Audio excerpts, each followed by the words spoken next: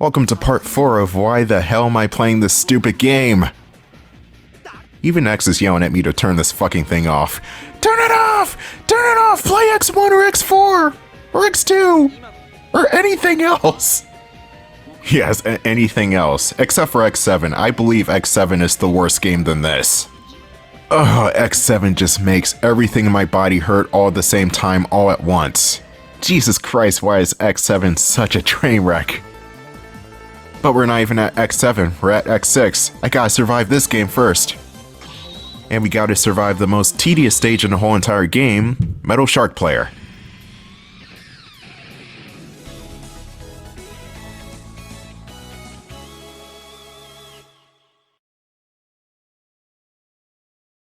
Metal Shark Player. Okay, that's number 1 for the most stupid name ever made for a Maverick. But here's the backstory for Metal Shark Player. Oh, dumbass name. He was formerly the member of a recycling research team who specialized in taking in the junk parts of destroyed Mavericks and preparing them for reuse as materials for new Reploids. Player's outstanding DNA research capabilities won him a promotion to the position of Chief of the Recycling Facility. His job was to oversee the analysis and control of DNA at the facility and was very skilled in his work. Player's abilities, I'm just gonna call him Metal Shark. Whenever I say players, it sounds like I'm just referring to whoever's playing this game. Why would you play this game, by the way? I'm curious. Metal Shark's abilities in DNA analysis soon led him to experiment in the recreation of Reploids using the DNA of retired Mavericks. Oh my. I'm playing God here, nobody likes that. Gates still used and encouraged his work despite DNA resurrection being deemed illegal by the government. Metal Shark's activities were eventually discovered and he was disposed of as punishment. Does not say whether or not Alia killed him, he was just disposed of. Okay, so Alia's conscience is clear on that one if she didn't kill him. However, he still came back, because he's in this game. Oh, fuck. Okay, so Metal Shark Player's stage is one big crusher gimmick. This is just like Dustman's stage from Mega Man 4, except amplified to 1,000 here. This whole damn stage is a crusher. I'm serious. And it's not a conventional crusher gimmick either. Say you're standing underneath a crusher that's about to come down, but it comes down just enough so you can crouch under it. You press down to duck, of course. What do you think happens if you let go of down as the crusher is still down? Well, you think you would stay crouched, right? Wrong. X will spontaneously combust. As if the force of him getting up is enough to concuss himself. I will say that this is a game flaw, and it is, because why would you die just getting up? But a similar glitch is in Sonic the Hedgehog 1, strangely enough. But whereas Sonic was a game from 1991, this game came out in 2001. There's no excuse for this. How do you die just getting up from a crouch when the crusher's not low enough to kill you? It's already down. It makes no sense. It's like getting hit by a parked car, but I'm just complaining at this point. Anyway, there's more to the crusher gimmick. We got conveyor belts and we got the ice. Oh god, why is there ice here? The ice is going to make Mega Man or Zero's traction harder to control, so you need to well time your jumps. Get off the ice as soon as you can because ice is never good in crusher situations. And yes, I do have knowledge of where every crusher is that will crush me, so I'm standing in the safe spots.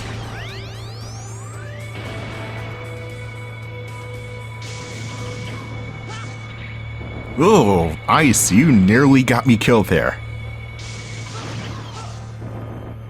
It also doesn't help that the stage music is on the slower side of things. And it doesn't even sound like a good slow, it's just meandering. Come on, where are the tunes at?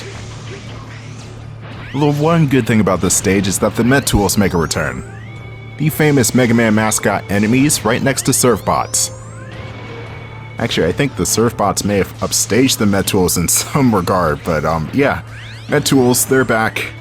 And they don't really do that much. I think in some cases you get blast right through their helmets.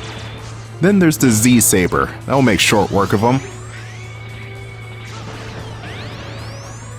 You do not want to touch these spikes at all.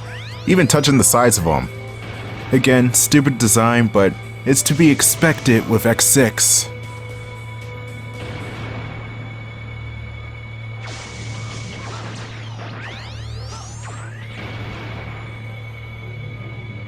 This is hands down the most annoying stage in the game for me. It's a lot of waiting around, and the Mega Man games, namely the X series, is more suited for fast-paced action platforming. So to have Metal Shark Player stage, as well as Duff McRollin's stage from X5, that I'm not giving that a pass either, is really bizarre.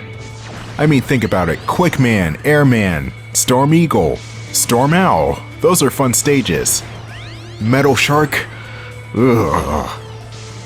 And even the similar section from Classic 4 with the Dustman stage, it was not over tedious either, it just came and went. Hell, I'll take the jump jump slide slide sections from Mega Man 8 before I ever do this thing again. Anyway, hard tank and a hostage, there we go, we should be good. Oh yes, freedom at last. But not yet, we still got a boss. Oh yeah, and did I mention that there's no real checkpoint in between any of this? If you die, you go back to the beginning of the section, which for a stage like this is extremely painful. I'm just gonna cheese this boss because he does eventually become a crusher, and if he crushes down on you, instant death. But like I said 2 seconds ago, back to the beginning of the section.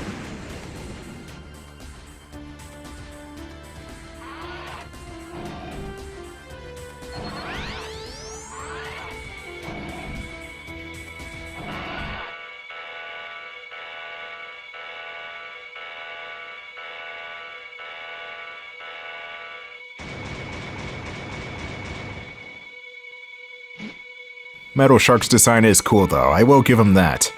I just can't get over his stupid name though. It's Shark and Player, it doesn't even make sense. I'm guessing it's supposed to be prayer, like he's praying? But even that still doesn't coincide with every other Robot Master or Maverick in the game. Anyway, the Shark has a couple of different attacks that are admittedly pretty cool, but I don't let him show them off, because I'm just sick of it at this point. One attack of which he brings back Mavericks of the past. Vile is one of them, I believe, I forgot the other 3, but it's like 4 people attacking you at the same time. It's pretty neat to see if you get attacked by that move.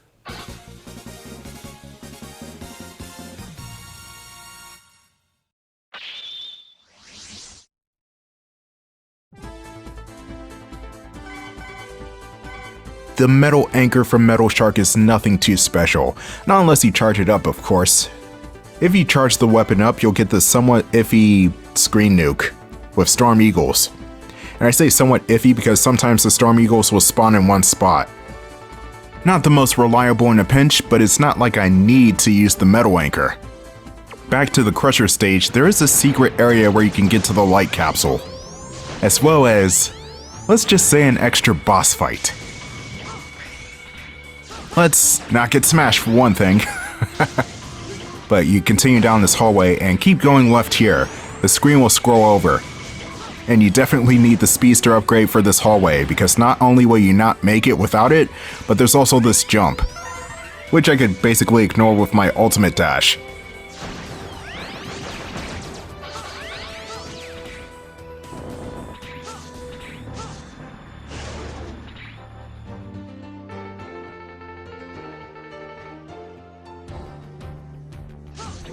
Thank you, Dr. Light.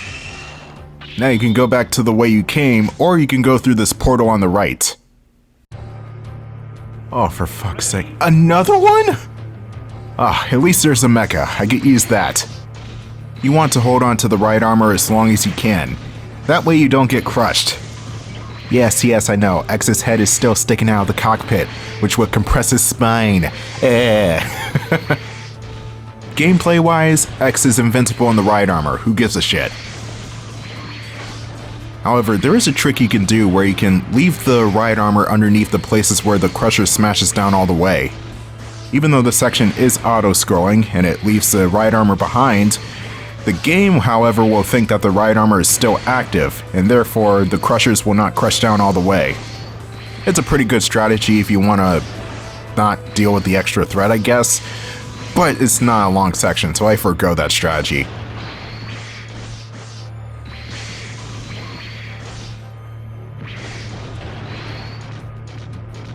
You can still die if you get caught up in the back of the screen though. I don't know what's crushing you. Is it the void? I'll never understand auto-scrolling and platforming. What's the deal with that? Unless something is physically chasing me, auto-scrolling should not exist.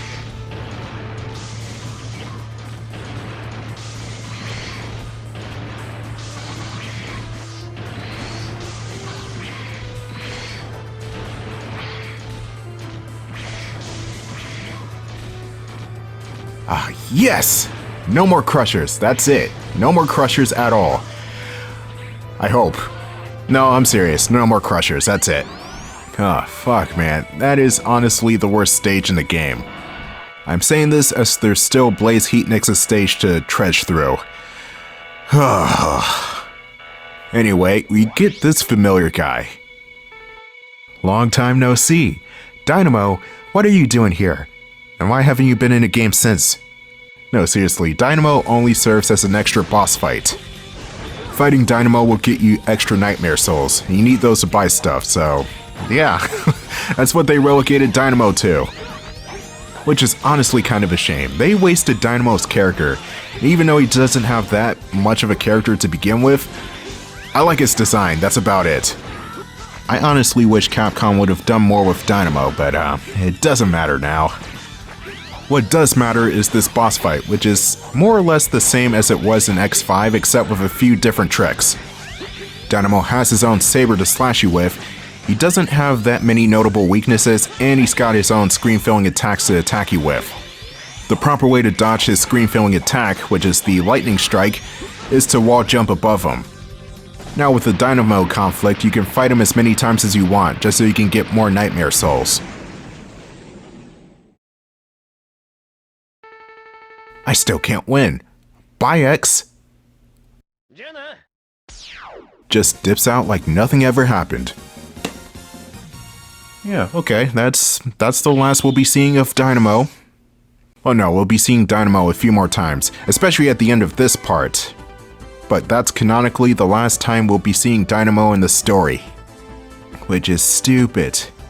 Anyway, we're going back to Commander Yanmark's stage to clean up. Starting with this E-Tank. There's going to be an E-Tank above our heads, and I could have done this earlier with the dash, but I didn't think to do it. For some reason, I don't know. I was probably suffering from the shock of playing this game or something.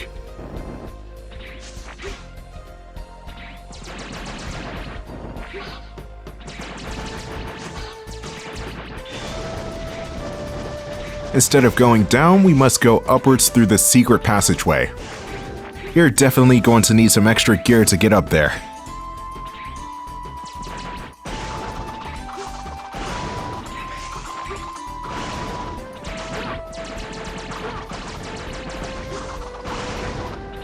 There's going to be a hostage right next to a nightmare. You need to take him out quickly.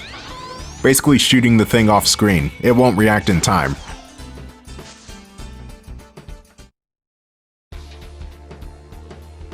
This section is nothing to sneeze at either. You got these jumps that I don't even know how to describe. Absolutely malicious is the best way I can phrase it.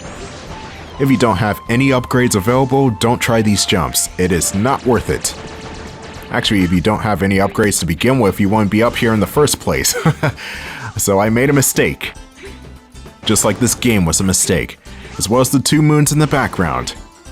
But anyway, we're going into another Dynamo fight, but that's going to be it for part 4 of Mega Man X6. Be sure to like and subscribe and all that good stuff, or whatever YouTubers say at the end of videos. Or sometimes at the beginning of videos too, I never understood that. Just wait until the end, you impatient fuck. I'm kidding, of course, I'm kidding. I'll see you in part 5.